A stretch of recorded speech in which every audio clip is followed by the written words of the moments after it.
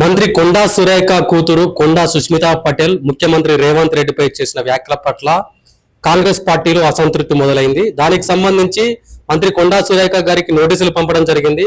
దానిపైన వివరణ ఇస్తూ నాకు బాధ్యత లేదు అని చెప్పేసి కొండా సురేఖ గారు చెప్పిన విధానం పట్ల కాంగ్రెస్ ఎమ్మెల్యేలు ఖచ్చితంగా కొండా సురేఖను పార్టీ నుంచి సస్పెండ్ చేయాలని చెప్పేసి కోరడం జరిగింది. ఈ నేపథ్యంలో మనతో మాట్లాడడానికి ఫిషరీస్ కార్పొరేషన్ చైర్మన్ మెడ్ సాయి గారు ఉన్నారు. మాట్లాడదాం.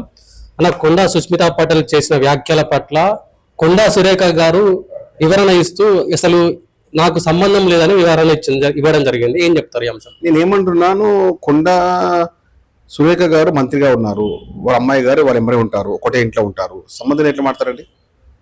చాలా తప్పు మాట ఇది. రాజకీయంగా దక్షిణ రాష్ట్రాల్లో రేవంత్ రెడ్డి గారి ప్రత్యేకమైన స్థానం ఉంది, ప్రముఖ స్థానం ఉంది, ప్రథమ స్థానం కూడా ఉంది. మనం గర్వపడకుండా మనం ప్రగతిలో ముందుకుంటాం. కాబట్టి ఏదో మాట్లాడేసి రేవంత్ రెడ్డి గురించి మాట్లాడతామంటే ఎట్లా? రాహుల్ గాంధీ గారు రేవంత్ రెడ్డి గారిని సిఎల్పి నాయకుడిగా ఎంపిక చేయడం జరిగింది. నేను రాహుల్ గాంధీ గారు ఏమనలేదు, కాంగ్రెస్ పార్టీని ఏమనలేదు. రేవంత్ రెడ్డి గారు మా అందరి నాయకుడు, మీకు కూడా నాయకుడే, మంత్రి గారికి నాయకుడు, ముఖ్యమంత్రి గారు. ఎట్లా మారుతారండి మీరు? మీ అర్హత ఏంది? అసలు కాంగ్రెస్ పార్టీ మీ ఏమి అర్హత ఏంది? మీ స్థాయి ఏంది? మీ స్థానం ఏంది? కాంగ్రెస్ పార్టీ ఉమ్మడి రాష్ట్రంలో కొండా సురేఖ గారికి ఇచ్చిన మంత్రి పదవి మీరు వైఎస్ఆర్ పోయారు, మళ్ళీ టీఆర్ఎస్ పోయారు, మళ్ళీ కాంగ్రెస్ వచ్చారు. అయినా కానీ మీకు స్థానం మేము పక్క పెట్టినామా? ఎమ్మెల్యే టికెట్ ఇచ్చినాం, ఓడిపోయినా. మళ్ళీ సెకండ్ టైం అయినా ఎమ్మెల్యే టికెట్ ఇచ్చినాం. మీరు పరకాలను చూడలేదా గతంలో? 2018 పరకాలను చూడలేదా మీరు?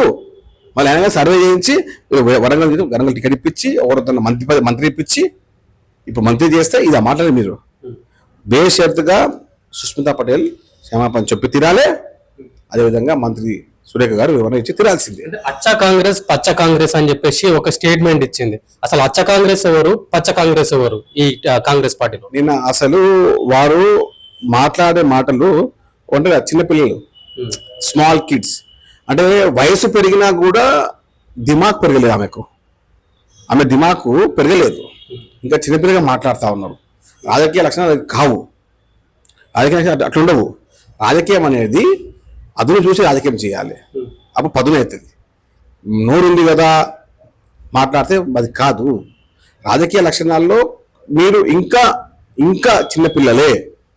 సుష్మితా పటేల్ గారు చిన్నపిల్లలే, స్మాల్ కిడ్, పిల్ల కాకి, పిల్ల బచ్చా. అంటే ముఖ్యమంత్రి గారిని పట్టుకొని కళ్ళు నెత్తికెక్కాయా అంటే ఇటువంటి వ్యాఖ్యలు చేయడం పట్ల ఎందుకు మరి కొండా సురేఖ గారు సైలెంట్గా ఉన్నట్టు? అవి ఆమె తాగి మాట్లాడిందో నాకు అర్థం కావట్లేదు. కొంచెము ఆ స్థాయిగా మాట్లాడితే మేము ఈ స్థాయిగా మాట్లాడుతాం. కాబట్టి మీరు ఒక మాట మాట్లాడే ముందు ఎవరితో మాట్లాడుతారో, మీ స్థాయి ఏంది, మీ అర్హత ఏంది, మీకు వ్యవహారం ఏంది, మీరు చేసినటువంటి ఏది అది పార్టీ చేసిన మీరు సేవలు ఏంది అది చెప్పండి. ఇంటికి చేసవచ్చు, ఇంటికి పని చేసవచ్చు, కానీ పార్టీకి మీరు ఏం తెలియదు కదా. మీకే ఏది మీ కాంట్రిబ్యూషన్ ఏంటంటే కాంగ్రెస్ పార్టీకి కొండా సురేఖ గారు పనిచేస్తారు, పోనీ మీ కాంట్రిబ్యూషన్ ఏంది? మీరు రక్తం ఇచ్చిర్రా? మీరు ఏమైనా జెండా కట్టిర్రా? బ్యానర్ పోస్టర్లు పెట్టిర్రా? కాదు కదండి. ముఖ్యమంత్రి గారు కాంగ్రెస్ పార్టీ నాయకత్వాన్ని బలపరిచి తెలంగాణ రాష్ట్రంలో కేసీఆర్ని బొందబెట్టి ముఖ్యమంత్రి అయిండు. కాంగ్రెస్ పార్టీ రాజకీయ సమయంలో కాంగ్రెస్ పార్టీ తీసుకొచ్చి చేసిండు, రాజకీయం చేపించిండు. మీరు ఒక్కోసారి మాట్లాడేసి మేము మాట్లాడుతుంటే మేము ముఖ్యమంత్రి గారు కేవలం మేము బీసీలమనే మమ్మల్ని టార్గెట్ చేసిండు మొదటి నుంచే అని చెప్తున్నారు కదా వాళ్ళు. ఏమంటున్నారు? ఇదే పిచ్చి మాట్లాడతారు దాన్ని. ఇప్పుడు కత్తి వెంకట స్వామికి ఇచ్చిన నోటీసులో బీసీ మన చిన్నగారి ఆయన బీసీయా, జక్కిరి ప్రభాకర్ గారి బీసీయా? కాదు అండి. కాంగ్రెస్ పార్టీ వ్యతిరేకంగా, ముఖ్యమంత్రి గారికి వ్యతిరేకంగా, కాంగ్రెస్ పార్టీ అధ్యక్షుడు వ్యతిరేకంగా ఎవరన్నా మాట్లాడితే ప్రతి ఒక్కరికి ఇదే చర్య ఉంటుంది, ఎవరన్నా కానీ. ఇప్పుడు రాజగోపాల్ రెడ్డి మాట్లాడిండు, చిన్నారెడ్డి మాట్లాడిండు, వాళ్ళ మీద ఎప్పుడు సిఎల్పి మీటింగ్ ఏర్పాటు చేయలేదు, ఎమ్మెల్యేలు మొత్తం వ్యతిరేకంగా ఎప్పుడు మాట్లాడలేదు. కేవలం కొండా సురేఖ వ్యవహారంలోనే సిఎల్పి మీటింగ్లు ఇవన్నీ అవసరమా అని అంటున్నారు. అంటే చెంప దెబ్బకు నోటి మాటకు చాలా ఫరక్ ఉంటుంది. పెద్ద మనిషి నిజం టీవీలో మీరు పనిచేసిన నాయకత్వంలో మీరు తెలుసుకోవచ్చు వారు మాట్లాడే విధానం ఏ విధంగా ఉండేది. మీరు ఎవరైనా కానీ మనం మాట్లాడే విధానం, రా అంటే రా అని అంటారు, బే అంటే బే అని అంటారు. అలాంటిగా మీరు ఒక్కరిగా మాట్లాడితే మేమేం మాట్లాడమండి? ఇక ముఖ్యమంత్రి గారిని అట్లా మాట్లాడమన్నా మీ స్థాయిలో అసలు మాట్లాడికి ఆయన ఎవరు, నాయన, అమ్మ ఏం మాట్లాడి అవి దిమాకు అసలు దిమాకు పనిచేస్తున్నా అసలు వేరే మాట్లాడుతున్నాను ఇంకా. కాబట్టి మీ అర్హత కాదు, బేషరతుగా మీరు క్షమాపణ చెప్పి తీరాల్సిందే. మీడియా పరంగా వరంగల్ సాక్షిగా మేము చెప్పి తీరాల్సిందే. ఇప్పుడున్న ప్రస్తుత రాజకీయ పరిస్థితులు చూస్తా ఉంటే కొండా సురేఖను పార్టీ నుంచి సస్పెండ్ చేస్తున్నారా, లేకపోతే మంత్రి పదవి నుంచి సస్పెండ్ చేపిస్తున్నారా? నేను ఏమంటున్నా, మీకు క్షమాపణ చెప్ప పక్షంలో నాయకత్వం నిర్ణయం తీసుకుంటుంది. ఎందుకంటే ఇది రెండవసారి. ఓసారి అంటే పోనీ అనే ఉండొచ్చు, పొరపాటు అలవాటు అయిపోయింది. పొరపాటున అలవాటు కాకముందే దాన్ని తురమనిచ్చేయాలి, లేకపోతే చినికి వాన అవుతుంది, అందరికి పాకుతుంది. కాబట్టి ఇలాంటి రాజకీయాలు చేసే ముందు, ఎవరు రాజకీయం చేసే ముందు ముఖ్యమంత్రి గారి గురించి కానీ, కాంగ్రెస్ పార్టీ గురించి కానీ, కాంగ్రెస్ పార్టీ అధ్యక్షుడి గురించి మాట్లాడితే ఎవరైనా కానీ వాటిని వేటు వేయాల్సింది. అది అందరికీ వర్తిస్తుంది. కులానికో, మతానికో, వ్యక్తికో, ప్రాంతానికో ఉండదు.